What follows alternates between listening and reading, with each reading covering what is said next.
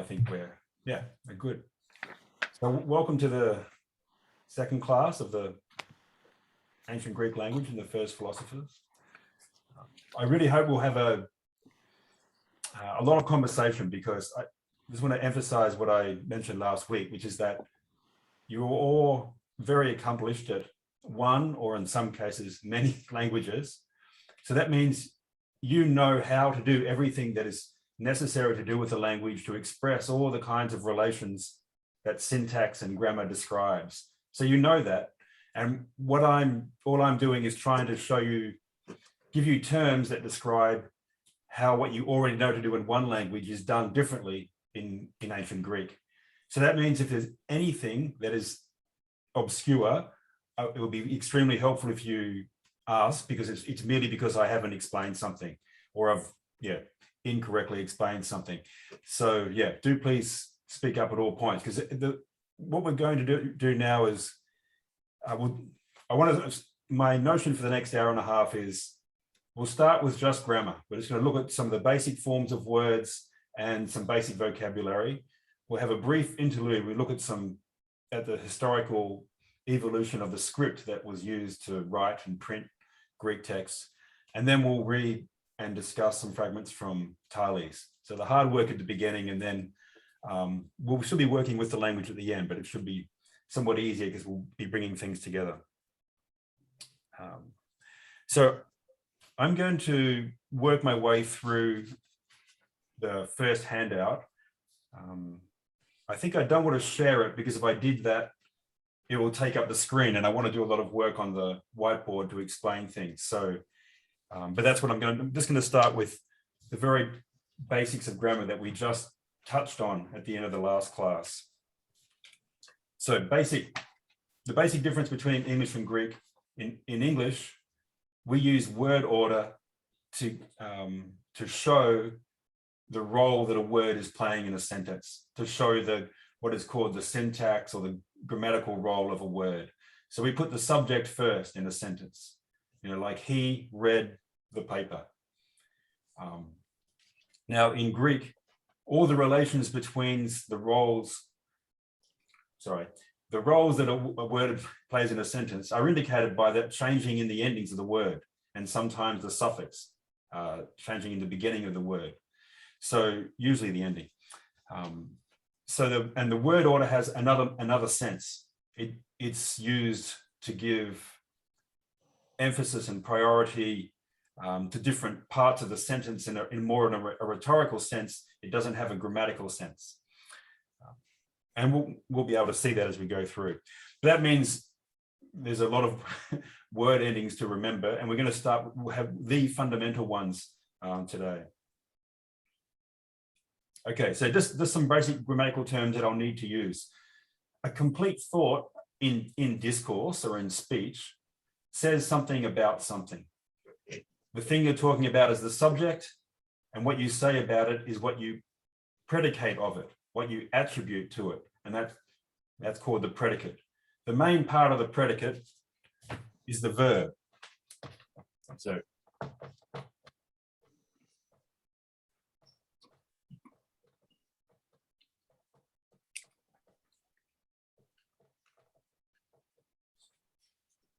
and the predicate, if the subject is indicated in a sentence, it'll be a noun. A noun is just a name of a person, place, or thing. Right?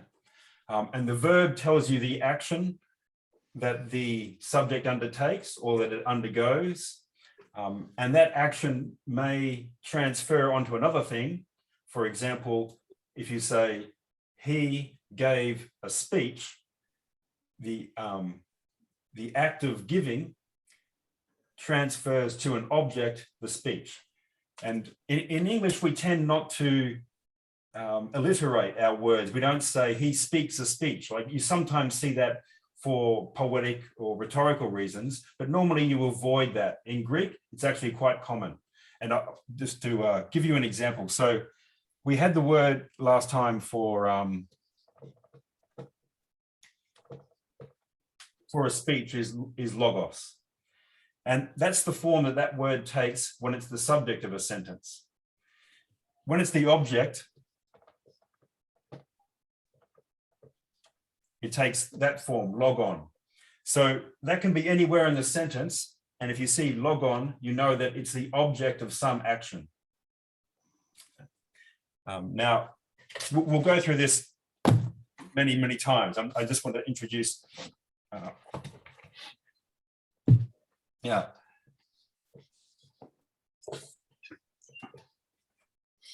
The verb that relates to this noun is legor, which means I speak.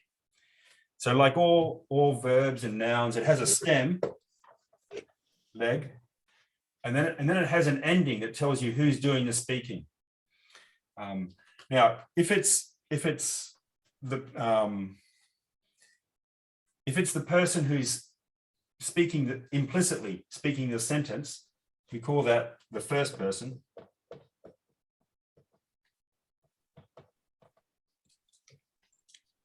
And the ending is or, legor, I am speaking. So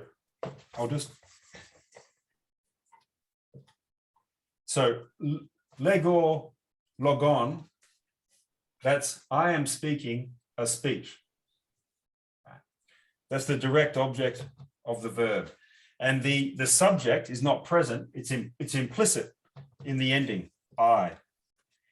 So there could be, sorry, I'll just grab this.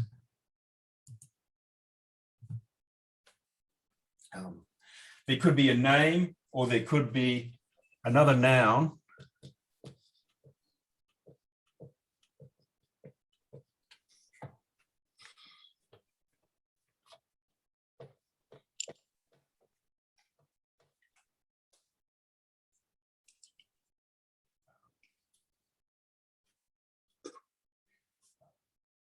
So anthropos, that's the noun for human being, from which we get anthropology.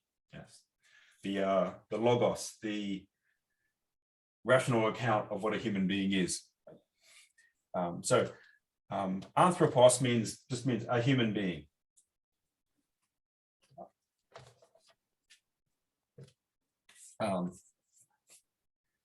The ending epsilon iota is the third person singular when someone else is doing something. So it means he, she, it, or he or she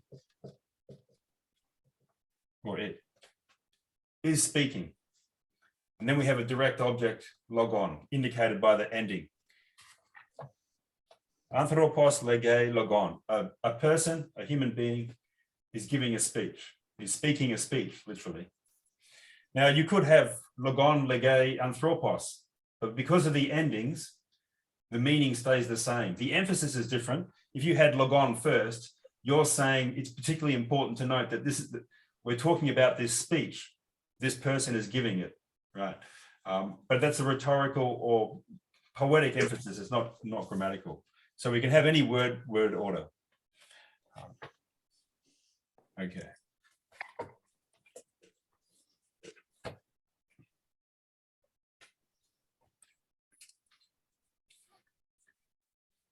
Okay, so those relations, the relations between words and the role a word plays in a sentence are indicated by their beginnings and their endings. So when we say he gave a gift to her, we use a little preposition to and put it in front of her to indicate that relation. That relation is the indirect object, whereas in Greek, it'll just be a different word ending for the pronoun her. Okay, that's most of the grammatical terms that I'll need to use today. I'll just run through the parts of speech. That is just the parts of speech is just the traditional term for the kinds of words that there are. So noun, person, place, or a thing. And nouns can be replaced by pronouns. In place of a noun, you use a pronoun. So instead of saying Daniel Andrews passed an interesting new law, you say he passed a new law. So you substitute in the pronoun he for the name. So he, she, it, they, them, they're all pronouns. And in English, it's actually only in pronouns generally that we change the spelling of a word to indicate its role in a sentence. So if I say, I ran away, that means I am the subject. If I say, he struck me, me indicates that I am the object of the action. So we use I and me to indicate a different role in the sentence for that pronoun. Please interrupt at any moment when I say something that is obscure at all. Okay, so nouns can be replaced by a pronoun, and they can also be qualified or have their be described further by an adjective. So the beautiful statue, the tyrannous law, and so on. And the verb normally describes an action that the subject is undertaking or that they're undergoing. It can also describe a state, for example, the state of being. And that's the most, in every language, the verb to be is one of the most common, and therefore it's always radically irregular, and you just have to learn it. And I'll put it up now for the first time. Yeah, just because we're going to be running through it a few times. So.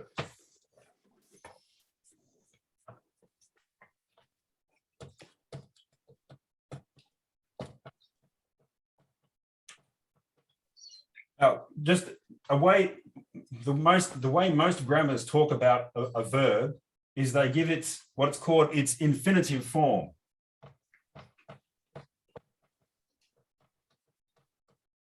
And in English, you do that by putting the preposition to in front of the verb, right? So for example, to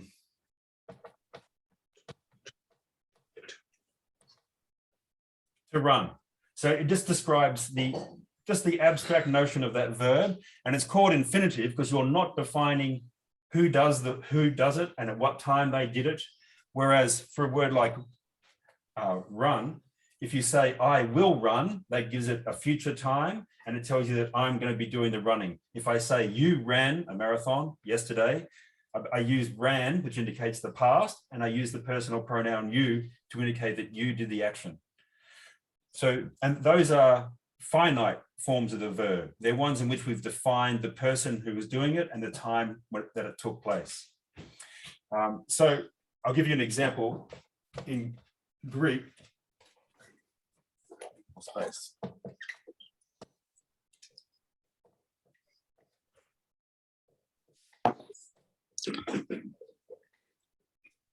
The infinitive ending in the active present tense is ain.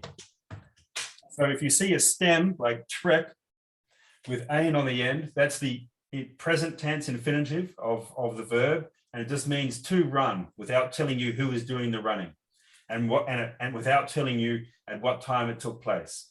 It just indicates the activity of running, and it's the equivalent to saying to run, trekking. Okay, so the verb to be has an infinitive in Greek as well. It just means being, the action or the activity of being, and that is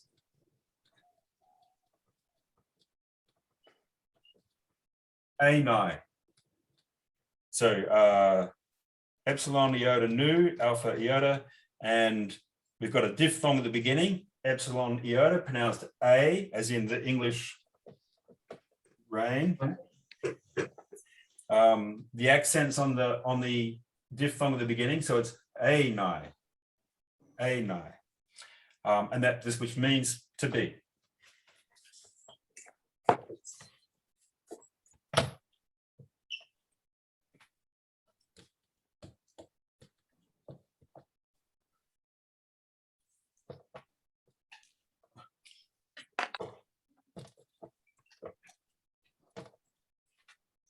So the Greek verb changes its form to indicate the number of the subject.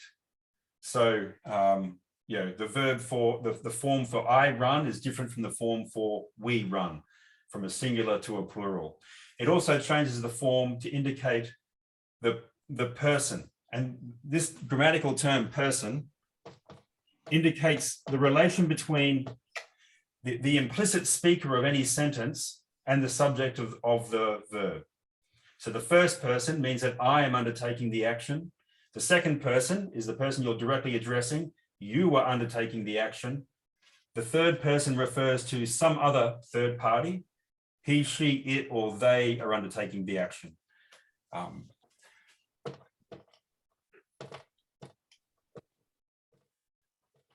So the first person singular of the verb to be in the present tense is Amy. Now we need a pronoun as well as the verb to indicate I am. That's given by one word in Greek, Amy, I am. The second person singular is just the diphthong A with a circumflex. You are.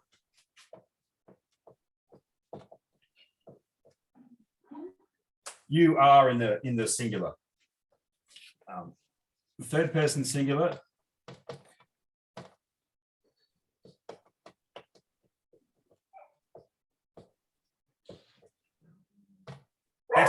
Esti, he, she, it is. And of the forms we're going to look at today, Esti is the most important. We're not going to see the others for a while. So if you can memorize anything, Esti, he, she, it is. Can I just ask, can I just say something? Tim, I think you got your microphone on because every time you move, we go away from the screen to you. Oh, really? Thanks.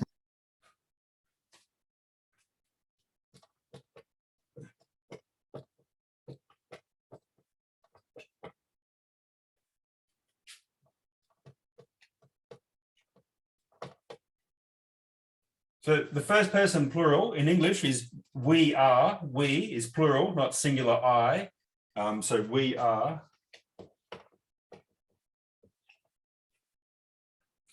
Second person plural is este, which is you. You are plural, which, you know, there's an Australian colloquialism, use. Right, plural, to try and differentiate it from the singular you. In America, it's you all. But third person plural is eisen, they are. And eisen ends with a nu in a bracket for the following reason. If it's the end of a sentence, that nu will appear. If the next word starts with a vowel or a diphthong, then the nu will appear. If the next word starts with a consonant, it won't appear. So it's just so you don't have to pause between consonants. Like consonants, most of the consonants are called stops. And the reason is that the vowel is the one that actually makes the sound, and consonants are just a way of stopping that sound and changing it or starting the sound. And so you tend to have ways in which languages continually put consonants between vowels, so you don't have two consonants in a row, and you don't have to pause at the end of one consonant and start with another. But yeah, so this thing is called, it's called a movable nu. Martin, Yes. what's the third person singular? Esti. He, she, it is. Yeah. Oh, he, she, right, is. He, she, or it. Sorry, I used to run out of space on these huge whiteboards, and now I haven't adapted properly my writing style to this size. Yeah.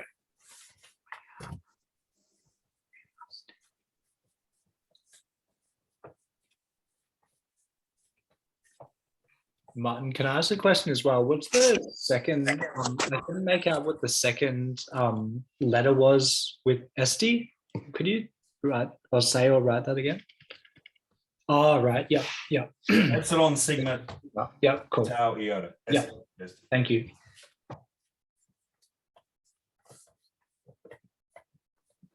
Martin, do you speak ancient Greek or modern Greek? I don't speak modern Greek at all. You speak ancient Greek. Well, it's very hard to get good conversational practice.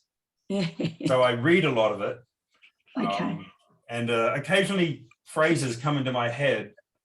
But yeah, I know people who do dialogue in Latin, in classical Latin. But yeah, not many people do that with ancient Greek, which is a pity because it would help with some things. Yeah.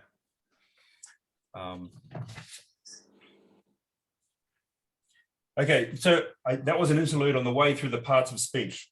So in addition to the, yeah, actually, I will just introduce the main endings for the verb first. So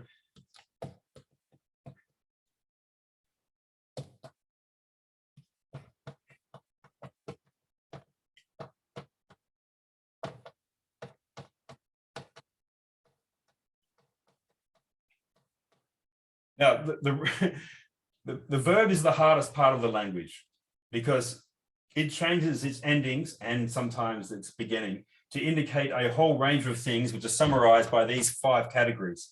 I'm going to briefly explain what they are, but all we're concerned about for at least several weeks is verbs that are active.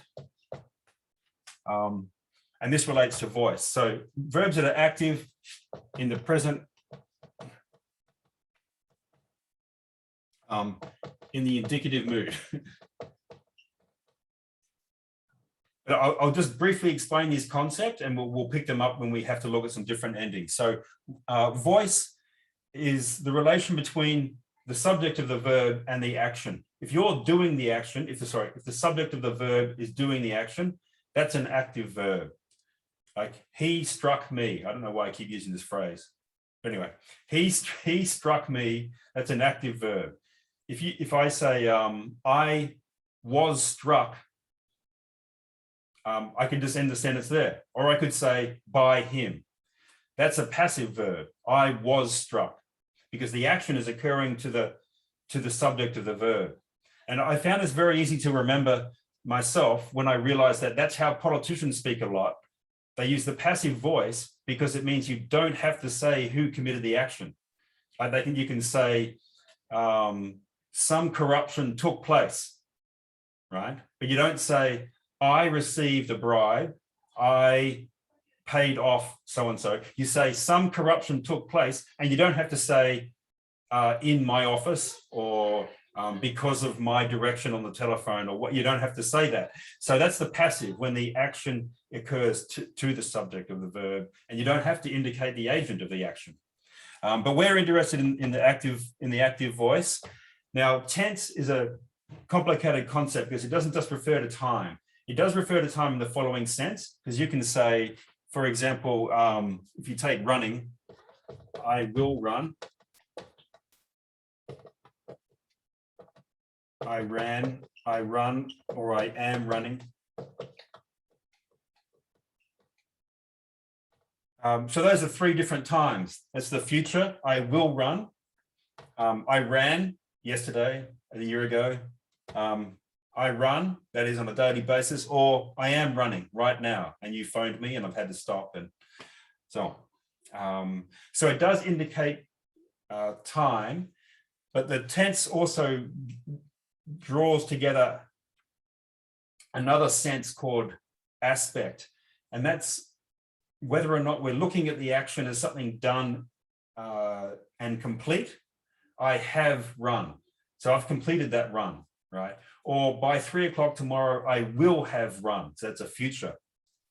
Perfect. Or you could say I will be running, or I was running, or I am running, and that's an incomplete action. So aspect refers to, tense refers not just to time, but to the kind of action, whether it's ongoing or whether it's just a single instance. This is not going to concern us this week. Next week it might, but yeah, I just want to introduce the notion. Mood just refers to the character of the statement you are making. And we're only concerned with the indicative mood, where you make a statement and you think it's true or it's false. You just say he ran, he will run, and so on. Whereas the other moods refer to hopes, and orders. So things that have potentially occur, but we're not saying that they did occur or will occur. They're objects of the will or of hope. So person and number we've been through. So we're looking at the active present tense, which is ongoing. Indicative, just the statements form of the verb, and in the singular,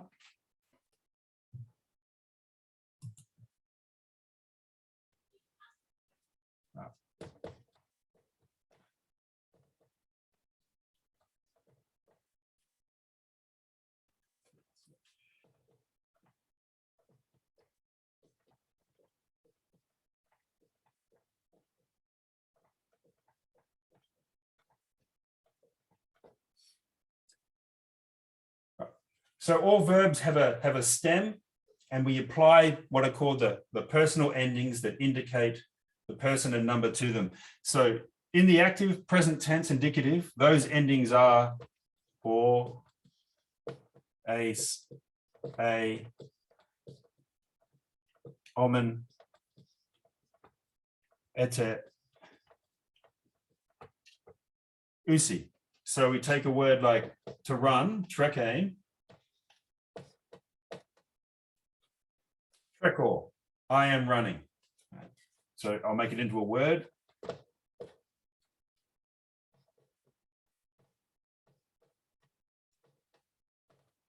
Trekase, you, singular, are running.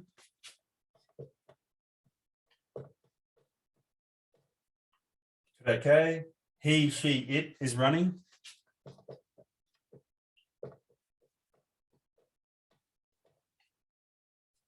Trekomen, we are running.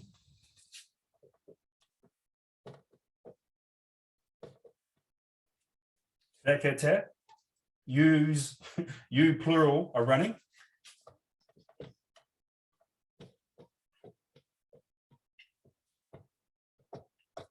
And Trekusen, they are running. Anything And about what's the indicative of that verb? I'm sorry? And what's the indicative of that verb? What's the Indicative for, sorry, the infinitive version of that verb. so for the present tense in the active, all infinitives end with ain. So for trekain, it's trekain. For the word that indicates speaking, which is legor, I am speaking, and legain is the infinitive. The word to die is apoth. Oh, right. A couple more examples. Okay.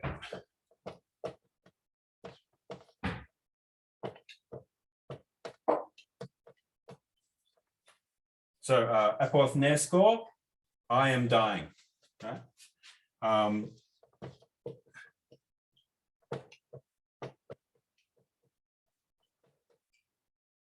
Apothneskein, to die. Just the activity of dying, if activity is not too strong a word. And we'll see more examples when we go to the Thales. So one other part of speech. So there's two main parts of speech, the verb and the noun. The noun can be replaced by a pronoun or qualified by an adjective. The verb can be qualified by an adverb. And a very common adverb is au. And it means to do something well.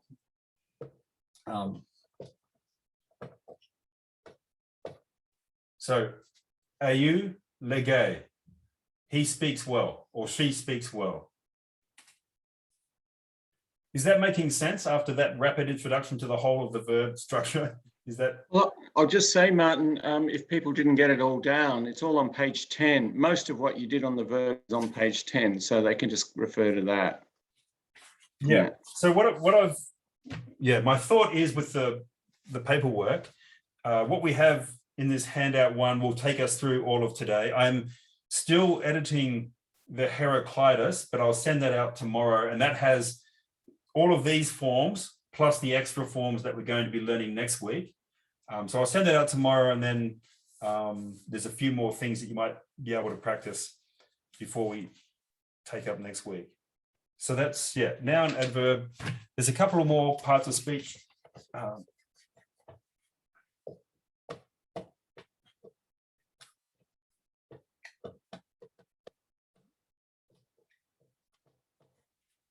Conjunctions are words that join words, phrases, or clauses. The most common one is kai, which means and.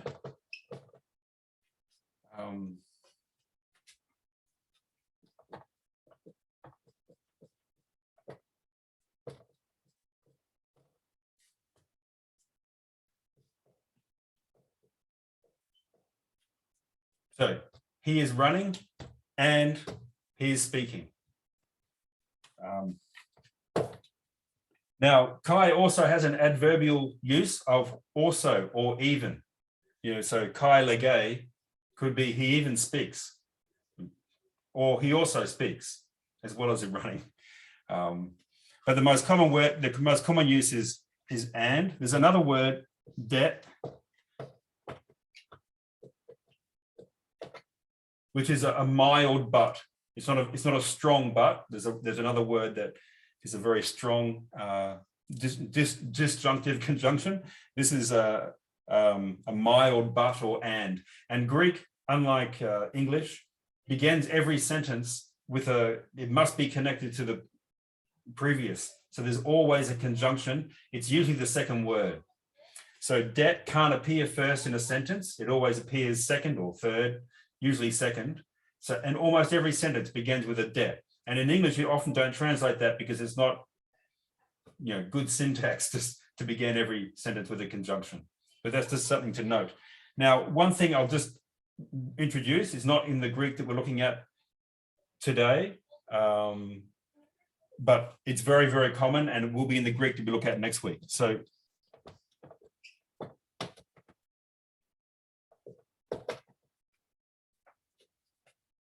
sometimes a sentence will begin or have as its second word men, and then after a comma there'll be a second clause and the second word will be de, and these are balanced.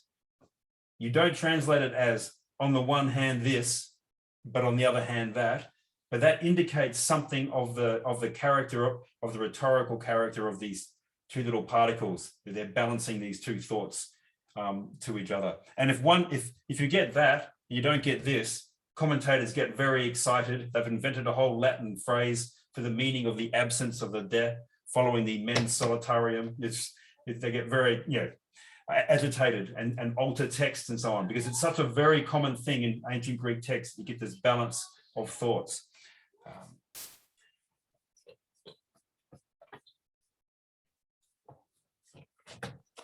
Sorry, it's Tim. I don't know if everyone else found it, but you blanked out there for a moment. I was just wondering whether you could repeat those last couple of sentences, because it disappeared. Okay, so about the men and the dead. Yeah. Yeah. Okay. Yeah. Okay. So it's very, very common in ancient Greek to have one clause that has men as its second word.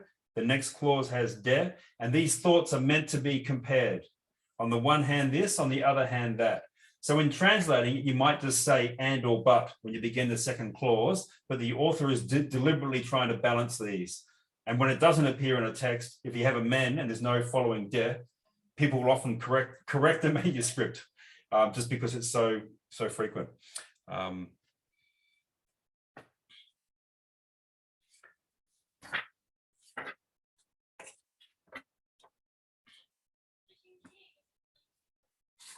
only other thing is the prepositions. So the preposition is something that is positioned, placed before the word it qualifies, and which is the same as in English. And a preposition introduces a noun into the sentence. So he ran, preposition, into the bank, right? He ran away from the police. All right. So a preposition introduces a noun into the sentence. What's something I can use that's not too...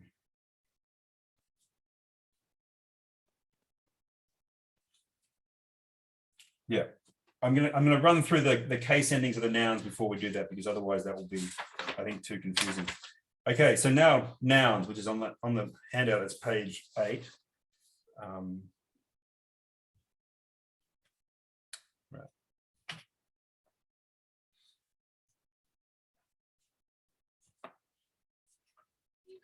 Yeah, and I'll start with logos again.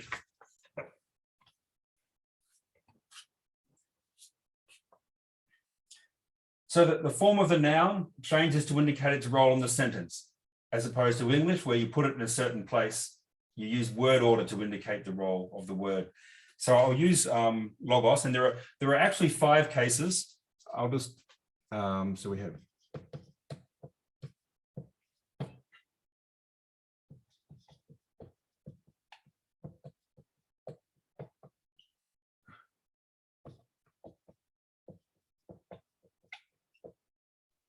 Are these what you call declensions? That's right. So a noun has a form of the word when it's the subject, and that form is called the nominative.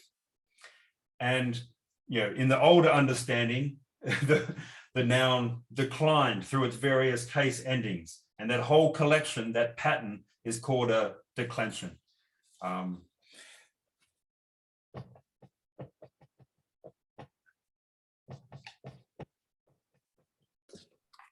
So, Okay,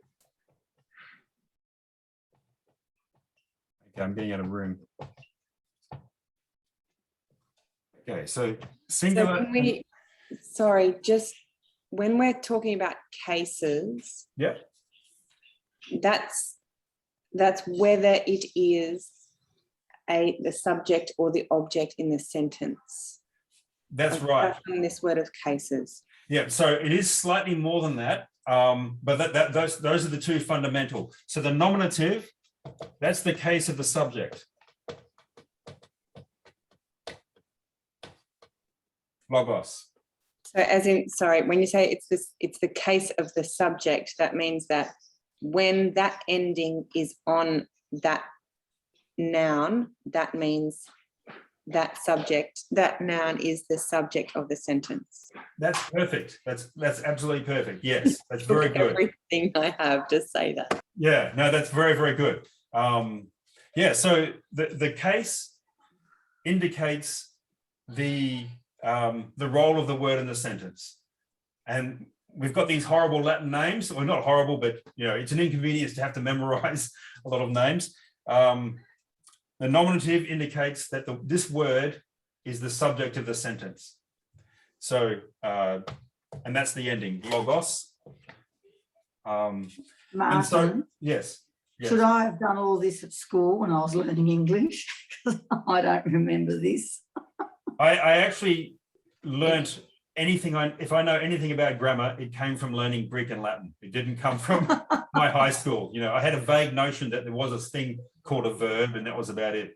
I know I knew about it, but I don't know. I don't remember these words. No, this is the thing, because in English we should learn in English direct object, indirect object, genitive of possession, and so on. But we don't have this full case system because we use prepositions and word order to replace the cases. So we don't really have a case system as you do in German and Italian and French and Latin and Greek. It's a different structure. But it wasn't taught actively. There was it started being not taught, in the 60s and stuff. It was unhip to teach it, and so they stopped teaching it. That's why Mira doesn't. That's why I didn't either. I never did. No, knowing things became radically out of fashion about 50 years ago, and the results are evident. I've actually put this in the word order. Yeah, I'll do it like this, but I might change the order of the cases because, there are several different systems, depends upon what continent your book is printed in. But this is more the English style, but I need to revert to the German and American because that's what most of the books that we'll be looking at. Anyway, so the accusative is the case of the object.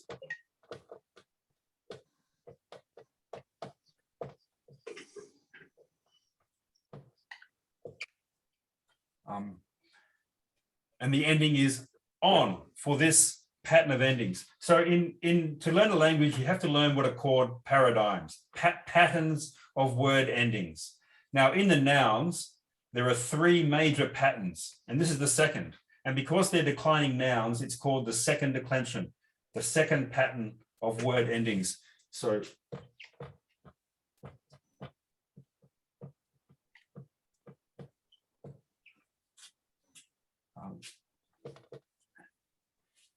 for these two, subject and object, you just translate the word. He spoke a speech.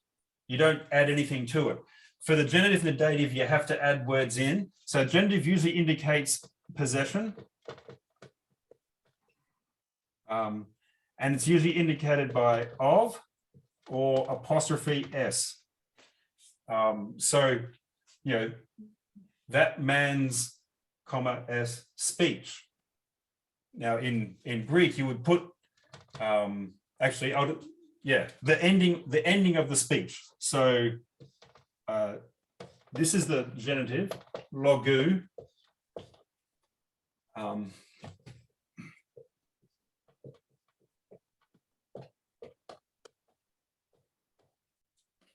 Telos is the end. Telos logou means the end of the speech.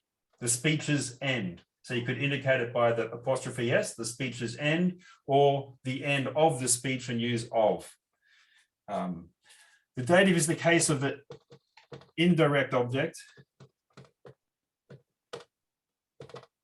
And you usually translate it by to or for.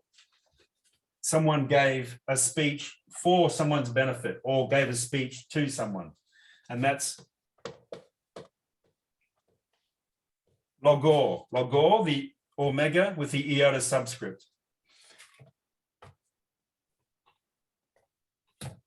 Now, I mentioned this, there's actually another case called the vocative, which you use when you're addressing someone specifically, and you say, oh, speech, or oh, Socrates. And there's a little particle, or, which is like you'll read in Shakespeare, oh, king, or, and it's very similar to the O, and then the word of address. So it's a little particle of address that indicates that you're addressing someone. But these endings, we're not going to encounter them, and they're usually the same as the nominative. There's only very, very few cases where it's not the same as a nominative, and also it's the vocative because it has that little mark in front of it. So I just mentioned that it's existence. Now, when I was taught, we went fairly rapidly into the complexities of the genitive and the dative, and there's lots of shades of meaning between the ethical dative and the dative of disadvantage and so on and so forth. What I found much more helpful was just sticking to a very simple, almost mathematical formula. If it's a dative, try to or for, right? If it's a genitive, try of or apostrophe s, and then translate the word. And now in the Greek that we're looking at with Thales, there's only 1 or 2 genitives. It's mainly nominatives and accusatives. But I'm just mentioning these things ahead of time. Sorry. Martin, so you said ethical dative. Just quickly, what was the other word? What dative? Dative of disadvantage. Thank you. Yeah, indirect object. Yeah, there's a few different senses, but you're not going to get the senses until you've read a bit. So you just want something that's going to work. Yep. So 2 or 4. Yep. Thanks. Okay. So plural, same meaning. So logoi, when there are multiple speeches, and those speeches are the subject of the sentence. The speeches were boring or something. When they're the object, logus. So he gave many speeches, and the speeches would be in the accusative and the plural, because he gave more than one speech.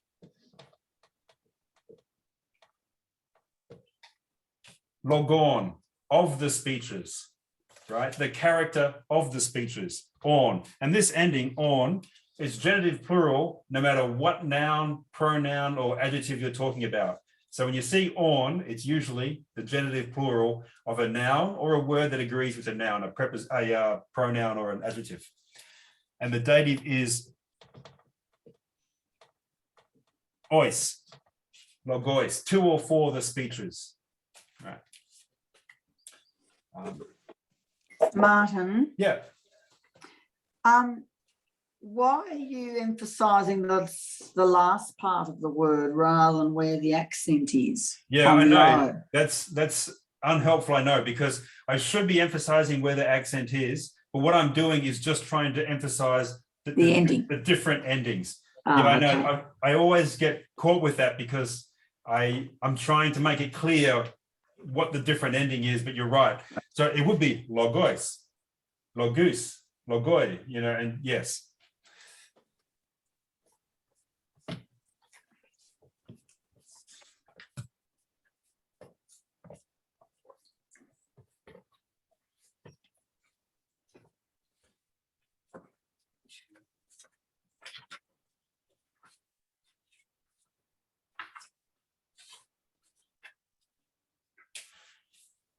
So I'm just going to put up a couple of different nouns. These are the nouns that appear in the Greek we're going to look at with Thales, and just to illustrate some of the endings. So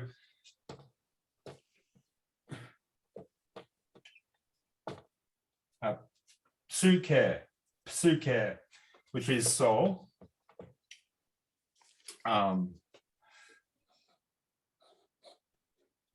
So if it was the object, you know, what's the soul as an object?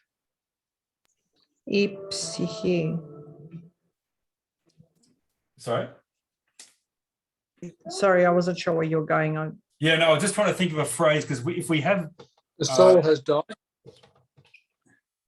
so if the soul has died, that would actually be the subject, so it'd be psyche, but as an object in the singular, psyche. To kill the soul. Yeah, okay. He killed the soul. Sukan. He killed Sukan, the soul. So this is the nominative, accusative,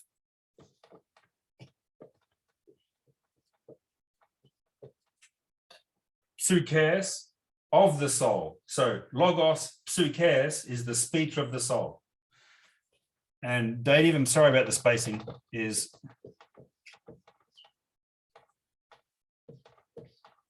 psyche with the iota subscript, psyche, 2 or 4 of the soul.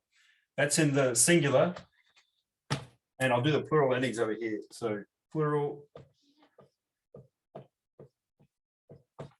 psyche, the souls, as the subject of a sentence.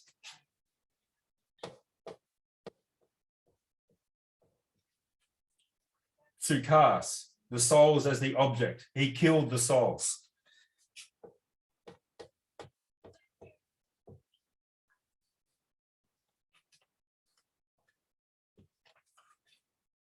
Psychon, genitive plural, always the same, of the souls. And then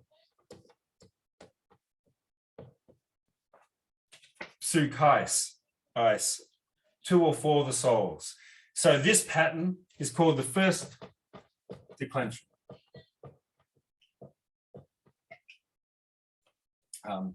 And most of the words in the first declension are feminine, like psyche. Most of the words in the second declension are masculine, like logos. This is grammatical gender. There may be some relation between grammatical gender and how people conceived of things, you know, like hair, get, like the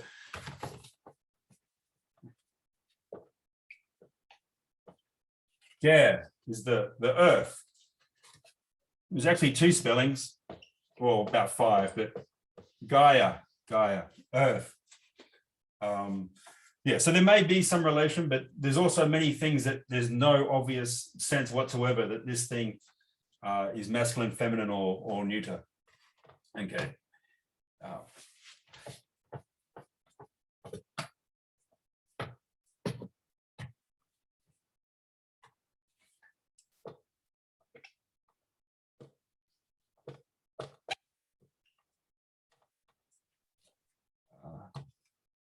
theoria. Now, that's the activity of contemplation. Just, from Thales onwards, the characteristic activity of philosophy. Now, I'm just going to quickly explain adjectives so I can explain theoria in more detail.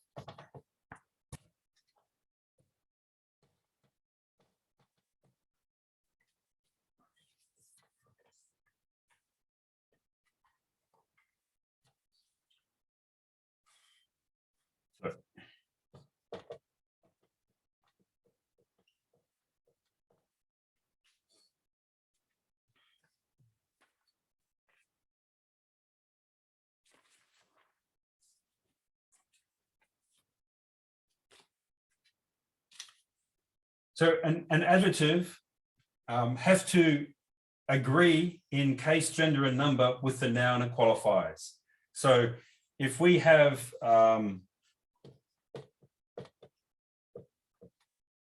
logos, this is a masculine word, it's in the nominative and it's in the singular. So that is masculine. So adjectives have to be able to change through all of the different genders, the different numbers, and the different cases in order to show what word they're qualifying. So for an adjective, I'll use one that we have in this. I'll use a very common one. So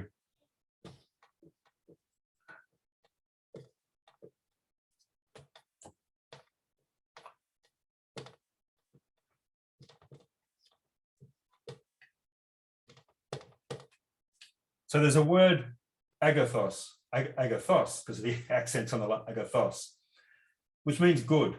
I think now it has more the sense of beautiful. Is that someone who knows modern Greek? No?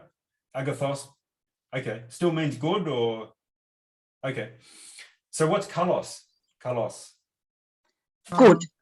It's Okay, a different good. Yeah, so kalos used to mean very distinct from good. It meant noble or beautiful, splendid, which is different from good or beneficial. Yeah, but I think kalos, that's right, has become good. Agathos is sort of angelic though. Okay. Like, more pure. Okay, that's Is interesting. it innocence? Okay, because it's not that in the ancient. That's interesting. That's interesting. Yeah, it is innocent sometimes too, naivety. Okay. Actually, it can mean that sometimes in the way that some people talk about, the good people who do the who follow along and do what they're told, and yeah, that sometimes it has that sense. But normally it has the sense of good, beneficial, useful, profitable, and so on, advantageous, or decent, like a good human being. So it has these 3 different endings for each gender, because every noun has a gender and the adjective has to replicate that gender. So this is the masculine, feminine, and neuter. It just means neither. Yeah. And those are the nominative singular endings.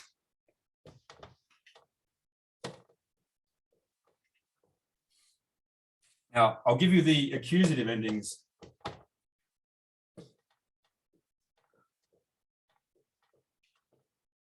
Agathos, agathon, when it's the object. So same as logos in the accusative, agathon in the accusative. So a good speech as the object, so lege, he speaks, a good speech, it would be agathon, logon.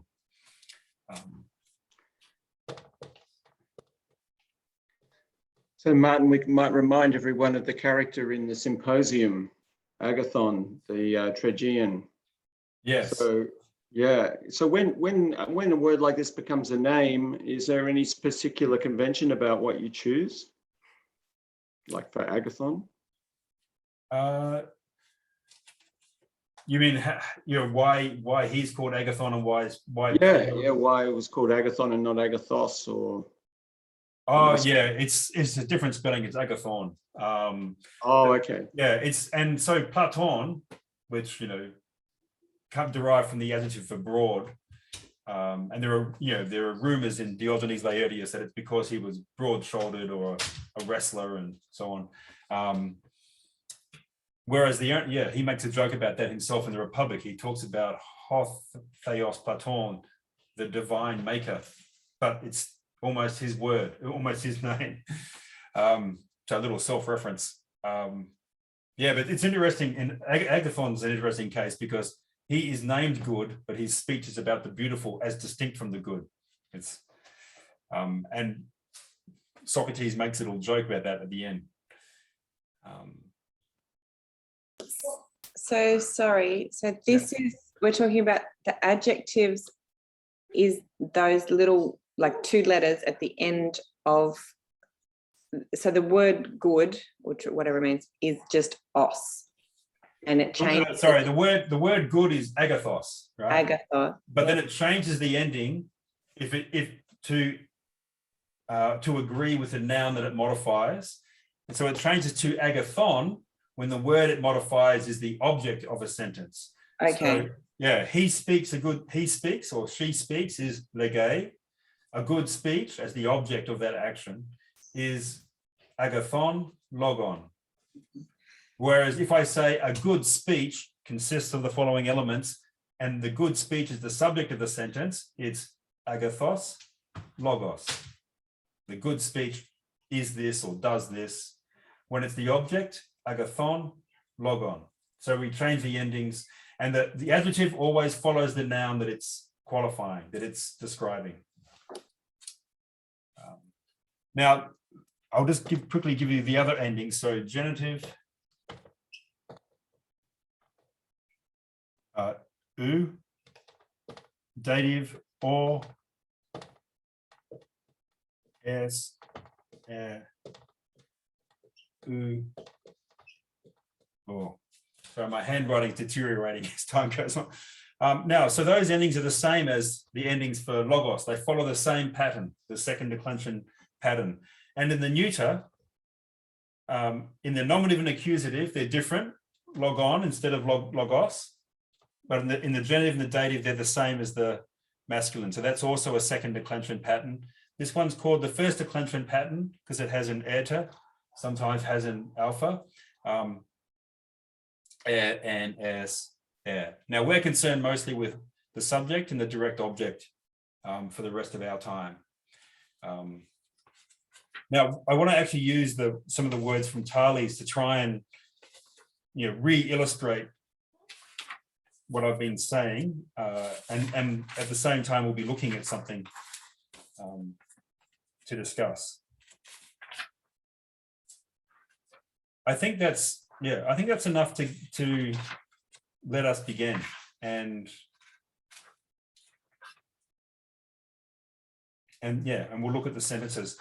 So first things, any questions about this ridiculously rapid sprint through all of syntax? I'm Martin, quite sure. Sorry, Martin, you just said something interesting. You said that this is where word order is significant, where the adjective always follows the noun that it's modifying. So that's something to look for, right?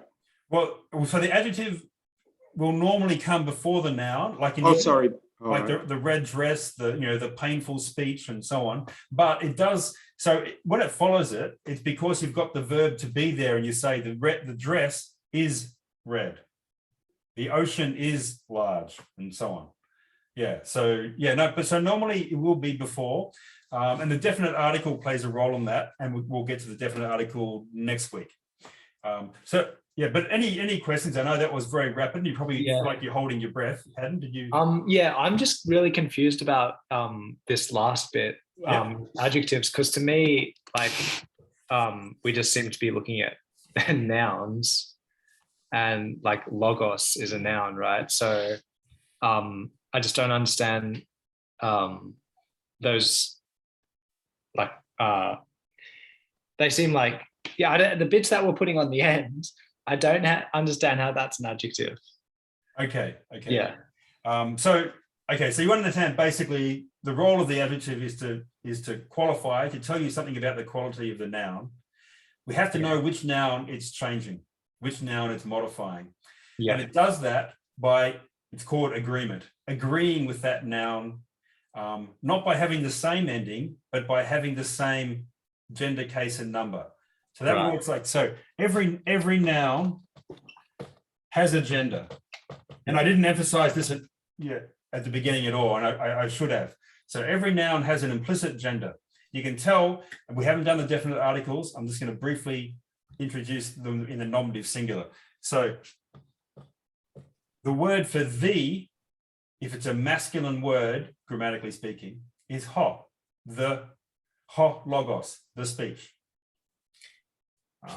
And the word for thee for a feminine word is hair. Hair, hair. We had hair last time. The principle or the beginning. Right? Hair, the beginning. And to is the word for thee when you have a neuter word, a word that has not a feminine or a masculine, but it's a neuter word. And I'll give you an example.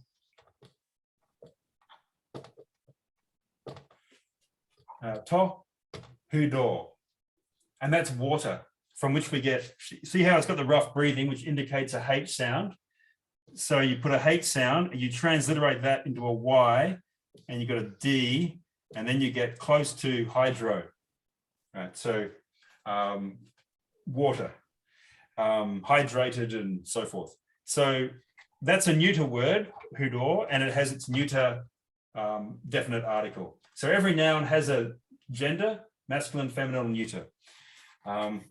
Now, every noun also has a number, and that's either singular or plural. And that we do actually have in English. House, houses, man, men, woman, women, child, children. So we change the ending of the word to indicate this is a plural and that's a singular, and Greek does the same. We don't have gender for nouns. We do have number, and then case, indicating the role in the sentence, which in English we do with word order and prepositions, and in Greek by changing the cases. Now, to show you how the noun is being qualified, we have to have an adjective that agrees in those. So it doesn't agree in the ending, because sometimes you can have a very different looking ending, but it's the same case, same number, same gender, and you know that therefore this adjective is qualifying this noun. So we had the word agathos. So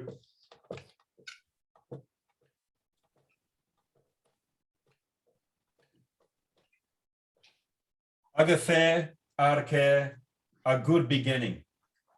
Yeah. Now, if and that's the subject, because that's the nominative. Now, if that was the object, he made a good beginning, it would be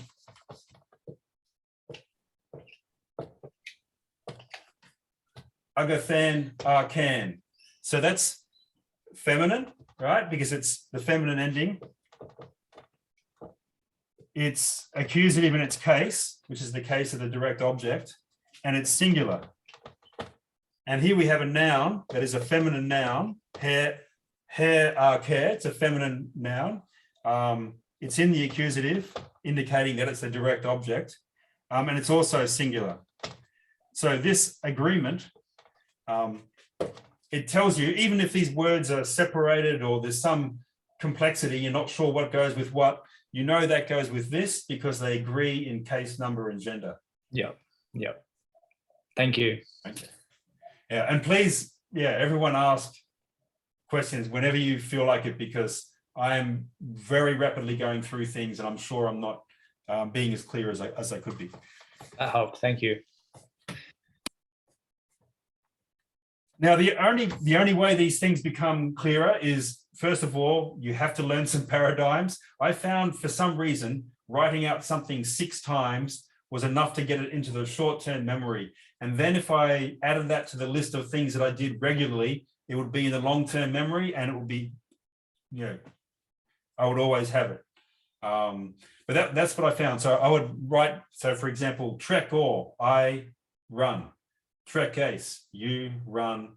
And if you say it as well as write it, as those two activities together, I think help you to memorize the endings. Now, what I thought I'd do is, we don't have too much time, but I thought I'd quickly have a look at this, just the Greek script that we're approaching.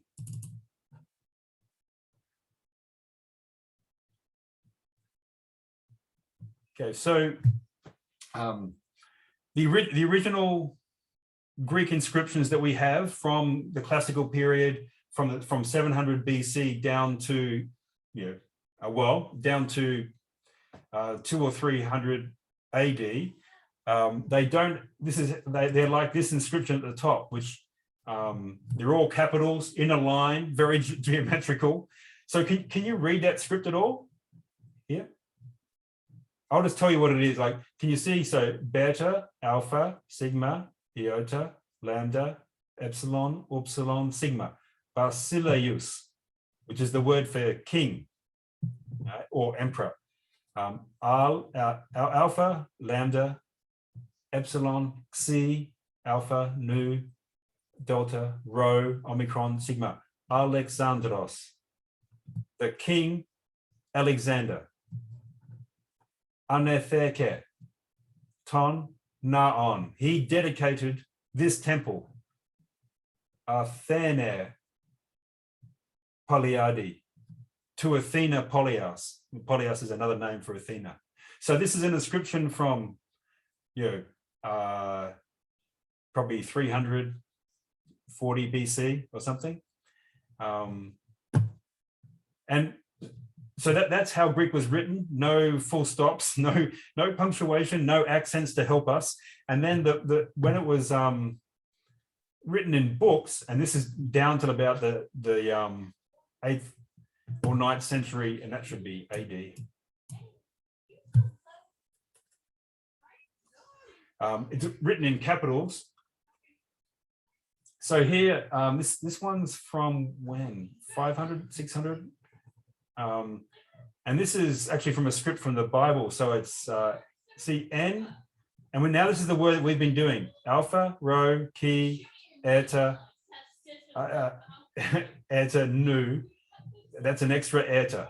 So it's N, R, can, in the beginning. Ho, logos. In the beginning. Okay, sorry. I'm accusing this person of getting this wrong, but in the beginning, N, R, care, and we would have an iota subscript, but it's not. It's just implicit. So N, R, care, and was ho logos, was the logos. Kai and hot logos, the logos, and was pros ton theon, was by the side of God. Kai theos, and God was hologos, and so on. So that's, everything was written in capitals, no punctuation, no accents. Now, informal writing was written sometime, we don't know when, but sometime after the classical period in a cursive script like this, again, no help with the accents and no punctuation. Then in around 800 or 900 AD at the Library of Alexandria, they invented the accents and punctuation in order to help assist people learn ancient Greek, because by then there weren't people speaking, they were speaking a different dialect, the Koine dialect, which had also been modified over the hundreds of years.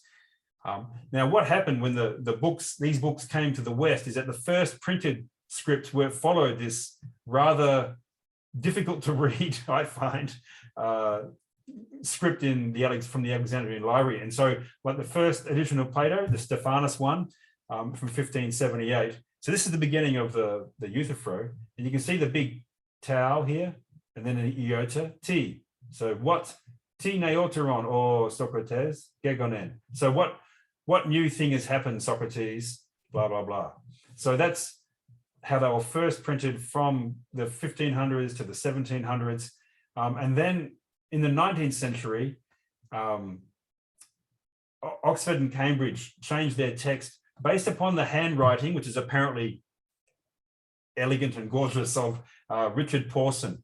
And so this text here, this is from the series of books called the Oxford Classical Texts, which began in the late 19th century as a kind of compendium for schoolboys. But now, like, that's one of the three major standard editions of the classical authors, and they all have a critical apparatus at the bottom with different readings from different manuscripts, because we possess no manuscript of any of the ancient authors. What we have is copies of copies of copies of what someone copied from the actual manuscript in the Library of Alexandria. All right, so that said, we have 16 minutes for Thales, and we'll leave. Can I just ask you, with that, does that mean then in ancient Greece, like we're talking in the BC days, they didn't have accents? All the stuff we've been talking about, they didn't have that. They didn't write them at all because they knew them. So there were accents, but Yes. they weren't written. That's right. They did write them, and they had the, and we know, I mean, for example, Plato and Aristotle discussed them at length, and what they might mean and so on. And there were, the first grammatical works are from about 300 BC, and they discuss them as well. But they didn't have to write them because they didn't need them themselves. And the librarians, the editors, and there were some amazing scholars at the Library of Alexandria. They put them in to assist people when the language had evolved so much that you had to go from the Koine Greek dialect spoken then back to the classical Greek, because they'd already moved to the emphasis for the accent as opposed to the pitch and these changes. So I put this little cartoon for a little bit of light relief about Thales, which I'll let you read. But Aristotle makes this point in the beginning of the Politics that Thales was annoyed at being called a theoretical egghead nerd or whatever. And so, using his astronomical understanding, he figured out when there would be a next bumper crop of olives, and he bought all of the olive presses and then hired them out at large rates when there was the harvest, and made a mint. And just to show all the money is in metaphysics, and then he went back to calculating the intelligible structure of the cosmos. So these are some statements. Now there's this very fat book called The Lives of Eminent Philosophers by Diogenes Laertius, written in Greek about 300 AD.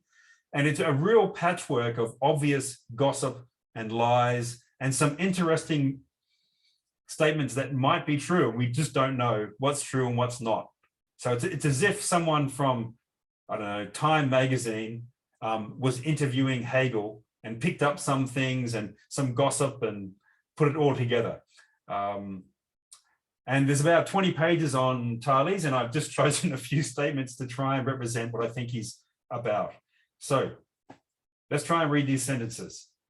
First sentence, I'm just going to read, everything we do, I'll read it first, and then we'll discuss it letter by letter to try and make sense of it. So, protos de lege peri physeos. Protos is an adjective.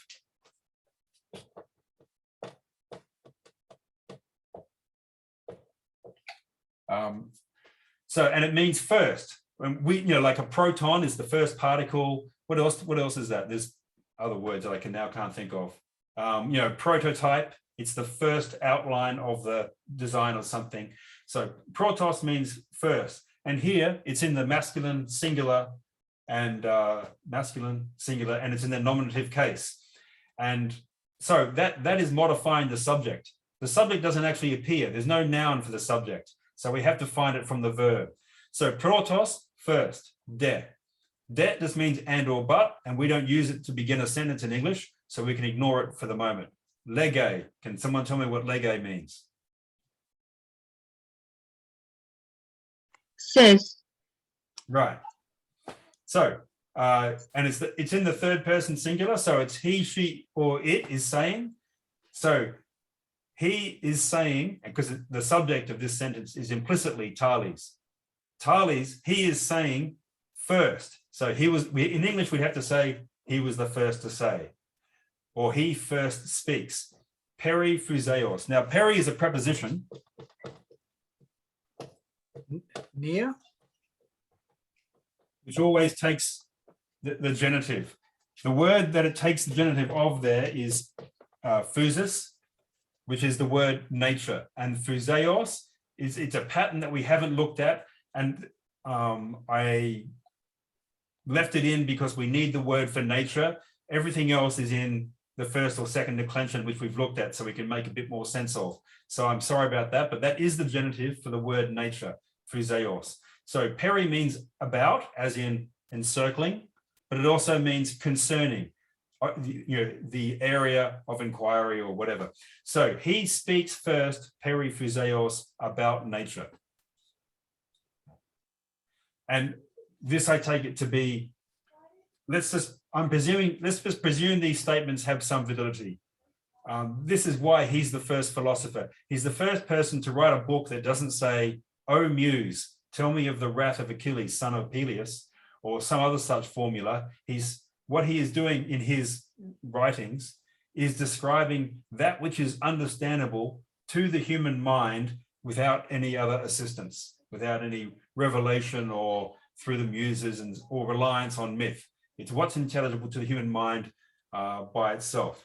So he's the first person to speak about nature. Second sentence, meta de ta politica tas physikes lege peri theorias.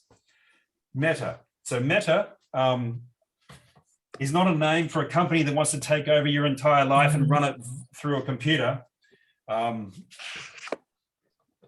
That's going to happen, but it's not actually the original meaning of the word. So meta means it's a preposition, which means after, and it takes the accusative. Now, so we've got meta de. We're going to ignore the de because we're not introducing a sentence with a conjunction in English. Ta politica. So the definite. Martin, I can't see the whiteboard. I think because you're sharing screen, unless I've got my setting up. Okay, sorry. Correct. Yeah. Sorry about that. No, that's all right. Oh,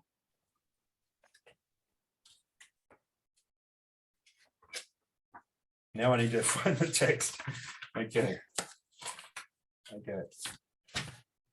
So meta means after. There's a, I'll just give you an example. Physika is an adjective meaning natural, and that ending is the neuter, plural. It's either nominative or accusative. So that means natural things. Metaphysics is the book that came meta after the natural things. That's the story that goes with the title of Aristotle's textbook. It's not what he calls it, but it's just the title that's been given it by the tradition. now I haven't got the sentence. I haven't got it printed off. I'll write it as I go. So Yes, please. yeah. Bernie, you stuffed it up.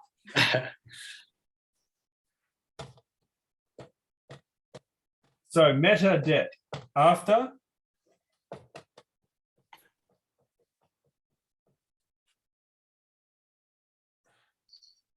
Sorry, an article.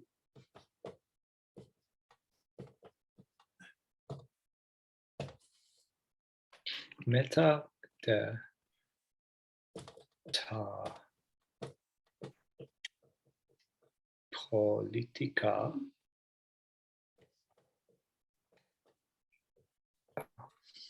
Adam, your microphone's on. Oh, how embarrassing. It was You were great. doing very It was well, I really thought. good. Yeah, I was Yeah, actually going to say. it was great. Yeah, as often as you can, if you read through, if we can make sense of a sentence or two, as often as you can, read what you think you understand, and it will start to become much more natural. Thanks for letting me know whoever that was. I can't tell. Yeah, thanks. So after ta politica, so we have an adjective, politikos, politiker, politikon, the political things. The ending are neuter, plural, accusative. All right, same as the nominative, but it's after a preposition. So and the meta takes an accusative after the political things. Tes physiker, so physiker is an adjective meaning natural. Es is that first declension genitive ending. Thales is the definite article in the genitive, in the singular for a feminine noun. So, of the natural, right? Yeah. Now, I'll come back. Okay, so legay, he or she speaks, right? So in Thales is the subject. So he, after the political things, he speaks peri theorias. That's the genitive singular ending following the preposition peri, theorias. So theoria is contemplation. It actually comes from the adjective theos, theon, which means divine, and it's from the neuter plural, thea, plus a verb, horera, which means to look. So theoria means a looking on divine things. Now that has one meaning for ordinary Greek discourse. It means, for example, going to the Olympic Games and looking upon this divine celebration. In philosophy, it means the contemplation of the first things, the divine first principles of nature. Right. Okay, so he speaks about the contemplation, tes physiques, of the natural things, of nature. So Martin, just getting to the philosophy there. So when Plato said, was saying that wisdom is divine and associated with nous and associated with thought, then this is really tapping into a doctrine that's already there in the language almost. It's using language and meanings that exist for a new purpose, but there's definitely, yeah. But it wouldn't be a radical thing to say that, the forms are divine and the forms are what we're contemplating, and, and thought, the noetic realm is the divine realm. For Greeks, that wouldn't have been, prior to Plato, that wouldn't have been an extraordinary. Oh no, I think it would. I mean, well, that's why Socrates was put to death, because he did not believe in the gods of the city, who are the divine beings that we have a temple here for, and you sacrifice here for, and before you do anything, you swear a certain oath by Hera, by Athena, by Zeus, and so those are completely different divine objects to the philosophical one. So in that sense, it is a radical dislocation of the rejection of the tradition. But it does try to retain that sense that these are the highest things. Yeah. Right. So what do you think's going on here when we're describing Thales then? When it's saying he talked about theoris. Well, I'll try to explain as we go, but my suggestion is that he is talking about the intelligible character of the nature of things in sharp distinction to the gods, the stories, the myths, and the political things. So why, after the political things, did he turn to the contemplation of nature? Because the political things are changeable and they're obviously human-made.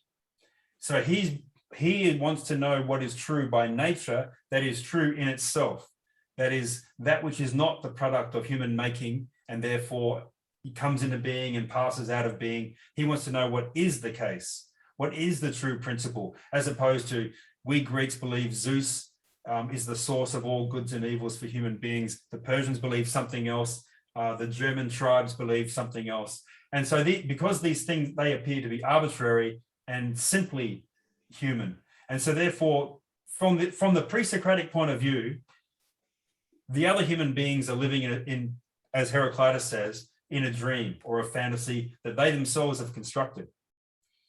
The twist is that if they don't stand by that fantasy, they'll die. So so these fools need to keep living according to that dream. But we happy few who could contemplate the first things live apart from the many. And this is, one of the reasons for Socrates' turn away from this understanding of philosophy was his insistence that there has to be a way from our ordinary understanding to those first principles, whereas the pre-Socratics appear just to jump outside of the human.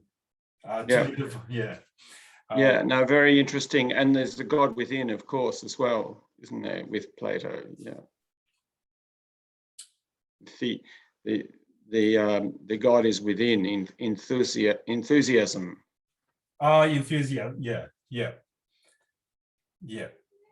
Yeah, and that which is essential to the notion that there are that the highest. It's a rejection of referring to the gods external and of the culture. You go within and find the Anyway, it's all very interesting connecting. I can see a connection here with Thales and Plato there. Yeah. Thank you for that. Yeah, we could talk about it another time. Yeah, I mean, and we're into sentence 2, and I do want to try and get through them at the beginning of next week. So I'll be sending around the handout that has the Heraclitus. And I know that you've been through a lot, you've had a lot inflicted upon you. So that's more terms than will be inflicted upon you at any point in the subsequent weeks. But that was necessary for us to begin to have a common vocabulary to describe these grammatical things. But you know perfectly well how to perform all of these syntactical tasks in English, and some of you in multiple languages. So it's just a matter of my describing them clearly enough. So please insist that I clarify things if anything's obscure next week. Martin, would you mind translating that sentence again? Yep. Does political things refer to the things of nature or to the contemplation? Yeah, so we have, this is one phrase here, after the political things. Yeah. And then we have the main verb, he speaks. And then we have this prepositional phrase. He speaks about the contemplation. And then we have this genitive. And as I've said, just as a rough guide, you see a genitive, try of. So of the natural thing. Now, this ending, iker, often has the sense of science. The contemplation of natural science would be a perfectly reasonable translation. That's a complexity, but yeah. That's tricky because on first reading, it looks like that genitive case, tes physiques, Yep. actually relates to politica. Exactly. And this is the problem that we're going, and I've left it here. Normally you get sentences that are re-put into the word order that we're used to in English, but I am starting with ones that are, I mean, I've modified these and changed some of the forms, but this is very close to what Thales is reported to have said, just so that we can work our way through that and see that. That's a very good illustration of the fact that word order is not the guide; it's the word endings, and often you have to hold your breath, waiting for what connects some genitive or dative. You've got the dative, for example, tor theor at the beginning of a sentence in Heraclitus. 2 or 4 the god or a god. And it's only later on you discover what is happening to or for the god. It's so it's a bit mechanical and unpoetic at first, but that's the best way to proceed. So after the political things, he speaks about the contemplation of nature or natural science.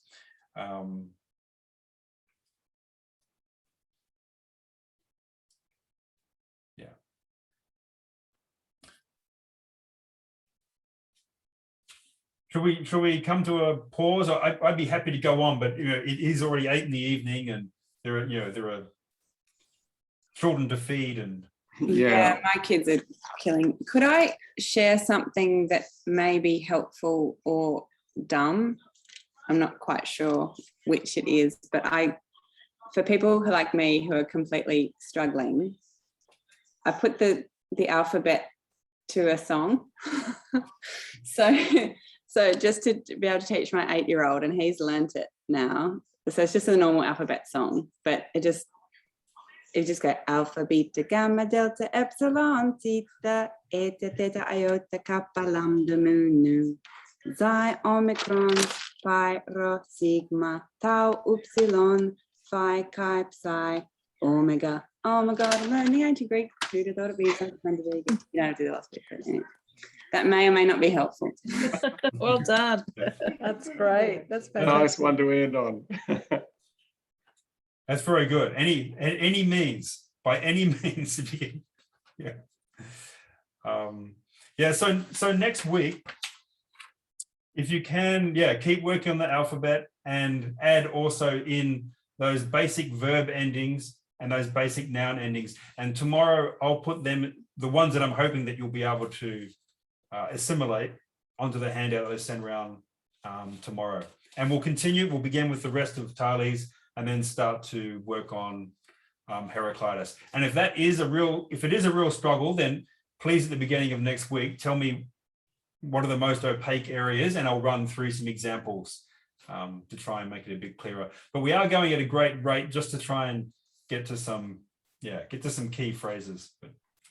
So Martin, we should remind everyone that the recordings will be up on the resources page if people have had a look at that, and I'll put up any of Martin's handouts up there as well. So you should be able to find it all there if you want to watch the recording again. Great, thanks, Benny. Thanks.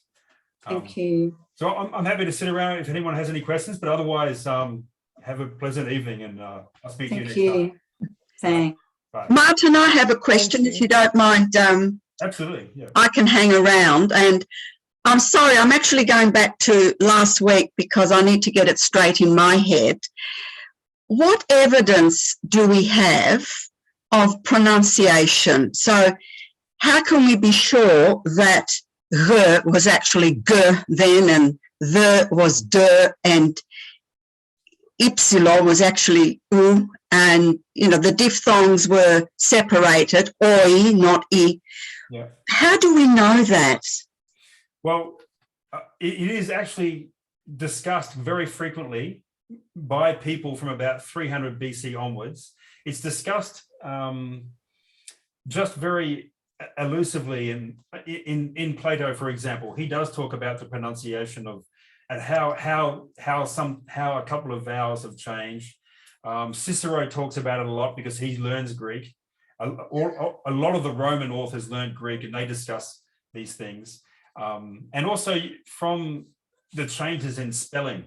And so when, like, for example, the fact that this iota drops out and becomes an iota subscript, or is just not there, that's an indication that it's no longer oi, it's just or. And there's a book, the third edition was published in 1987 by Sidney Allen, called Vox Graeca.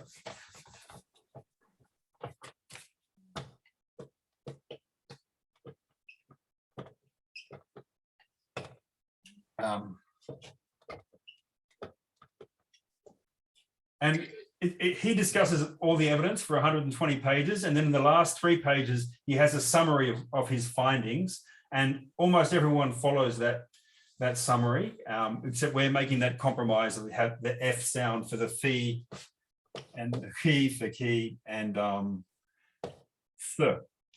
So when you say Plato discusses the changes, what comparisons is he drawing between the changes when? Well, I'm just trying to think of the actual, there's just a couple of remarks, and I don't have it fresh in my head, but all right, yeah. But he, like, for example, from Homer to him, there are differences. Yeah. So Homer would have said, how would Homer have pronounced, say, the? Pronounced gamma. Yeah. Yeah, with a hard G. Yeah. G. Whereas Plato would have Plato's times. Actually, he's the same, hard G. Oh, still G. Yeah. When did it become G? I think that's around 200 AD. There were a lot of changes because so Athenian Greek became the most common kind of Greek, and the word for common is koinos, koine, koinon, And then so Koine Greek is the universal Greek. But it went through a number of changes that some of these scholars at Alexandria and so on noted. And yeah, this is one of those changes. And so did the Athenians speak Koine? That Koine originates with Athenian Greek, with Attic Greek, but it does change, as it. And then at some point we went to Kini. We went to Kini. Yeah. See, I always had it wrong. I thought those pronunciations of Koine, for example, were implemented later by scholars to help non-Greeks read Greek. I had it the wrong way around. So what you're saying is that it was pronounced oi, and at some stage we went, in later times, we went to I. Yeah. Yeah, so that change, which we have a lot of evidence for this, it's called, because a lot of sounds go from oi and a and air to e, it's called the eotization. Everything gets pronounced like an I, right? And that occurred from around 200 BC. So in the other class, Maria, I don't know if you know. Yes, Maria, yes. So she's studied ancient Greek before, and she pronounces it with that Koine pronunciation. So she says, like instead of physike, physiki, right? Yes. And she said, can I keep pronouncing it like this? And absolutely, because that is an authentic ancient Greek pronunciation, but for around 100 BC onwards, not the classic period. And I'm trying to, I follow those scholars who are trying to teach how things sounded in the classical period, 400, 500 BC in Athens. So, I mean, it's still an authentic pronunciation, but it is one that occurs at a later period. Yeah. What, the physiki as the physiki instead of physike. Exactly. Yeah, that happened later from somewhere around 100, 200 BC onwards. That process began to occur. We don't know. There's no exact time, but at some point, some people would have begun to do it, and more followed them, and. Yeah. Okay, I'll have to do some reading. So this is the book, Vox Greca. Yeah. That's the most comprehensive one. Most good textbooks will have this. Okay. Version too. Yeah. Thanks for that. I'll probably ask it again. The more questions, the better, because we are going so rapidly. The more questions to slow it down, the better, I think. Yeah. Thanks, Martin. Thank you. Good night. Good night. Thank you. Bye-bye. Bye. Bye, Dimitra. Bye.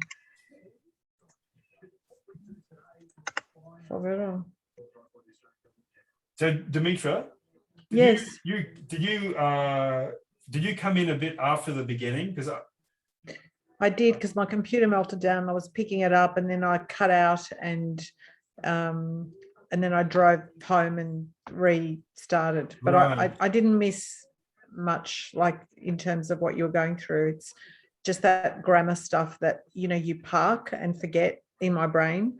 And I never knew the English, like whoever it was said, the English terms I never knew, and because we didn't get taught it, there was no structure taught in my mind. We were like quite free students, like pick what you want and learn what you want. And then literally, it was quite hippie-ish, and so when I later heard these things, in my like uni years, I'm like, oh shit, I don't know these words in English. And so it's quite fascinating to listen to the grammar, because it was quite hard learning it, but then you forget it because you don't need to know it. And I think, I can't remember what the Greek, accusative and genitive is, and I'm trying to remember it now. It's quite interesting. Yeah. But so it wasn't too confusing because you've studied it before, so. From my perspective, it wasn't like my connections or interests are sort of slightly different to someone, who's totally naive in Greek. And like Vula's was, her interests are other as well for the same sort of reasons. But it does, language structure is amazing. And if you understand, this, for instance, you have a greater understanding of English or your own language or whatever it happens to be, and it's easier to learn other languages, and you sort of make connections. It's mathematical in that way, that whole translational aspect of it. I think. No, I find it really illuminating, and And Yeah. I'm making things clear to myself that I haven't had to make clear since I last taught. And that's, yeah, it's a really useful thing. Yeah. It's huge to teach it. I can't, I was thinking now, a friend of mine was going to do this class, and he's Egyptian and Coptic Christian. So he's got this interest in ancient Greek and stuff like that. And this would have been fascinating for him philosophically as well. And I was thinking, how am I going to explain this to him so he can get like a bit of a, you know, how would I teach it? And it would be, I wouldn't have the words, you know, the nominatives, you know, words and stuff like that. But you need those things to define stuff. Yeah. Yeah. Yeah, it's a hard yakka to teach it. And it's a lot. You know, I forgot how much there is. And when you said at the beginning, it's complex. They were your first words, and I'm like, really? Like, it's not really, but it actually is. And I'd forgotten that aspect. I think I got to about grade 6 or something like that, because I was still in grade 5, grade 6, and all of a sudden the penny sort of all dropped. And I got it, like I didn't have to concentrate on it anymore, on the conjugations and stuff like that. Right. But, and the, you know, accents, which are obviously simpler than ancient Greek, but yeah, it was a hard slog. I don't know, a lot of kids just bailed out and they thought stuff up, you know, this is a Greek school. They thought, I'm not going to bother, and they didn't bother. They just, you know, parked it. Yeah. Yeah. Yeah. Yeah, and it is amazing how it stays. If you study language for a while, it's still there years later if you want to revive it. Yeah, yeah. That's good. But it's a whole different language. It's like mechanics, you know, the mechanics talking to you about the car. There's this whole grammar language, and you think, oh my God, or the computer language or whatever. And Yeah. I can imagine for a lot of people it's quite overwhelming, or, you know, yeah. But I get it. Yeah. Yeah. No, that's good. I'm glad that you've got that background, because I can see like Anna and Haddon, who haven't, say, for example, studied modern Greek. I can see that today was a little bit overwhelming. So next time I'll try and ease our way a bit further into it, because it is complex. Yeah. The one thing that I remember finding helpful in primary school was, you know, that routine conjugation, which you sort of alluded to, that you routinely conjugate verbs or nouns. Yeah. And that might be an exercise that people can do. Like if you give them, you know, 6 nouns to conjugate, you know, through those declensions, which is a new word for me. See, all of those grammar words in English are new. That might be helpful for them to sort of get it. Yeah. Yeah. Yeah. Actually, I'll do that tomorrow. I'll say, please practice these 3 endings, and and give them, you know, like you did maths exercises, you know, they sent you home to do the same sort of principle and same sort of thing. That's what we used to do in Greek classes. They'd send you home and you'd have to learn to conjugate it, and you'd regurgitate it, really. You'd have to come back and regurgitate stuff. Yeah. And there is an element of that, I think, in lots of learning. Yeah, absolutely. Yeah. You can't get away from it. There's just some rote learning that needs to occur. And yeah. No, it's really good. Oh. Really interesting. Oh, good. Great. Oh, thanks for joining us. And no, thank you. Thanks. I'll see you next week. Yeah, I'll see you next week, Demetra. Bye. Thanks, Martin. Bye. Bye.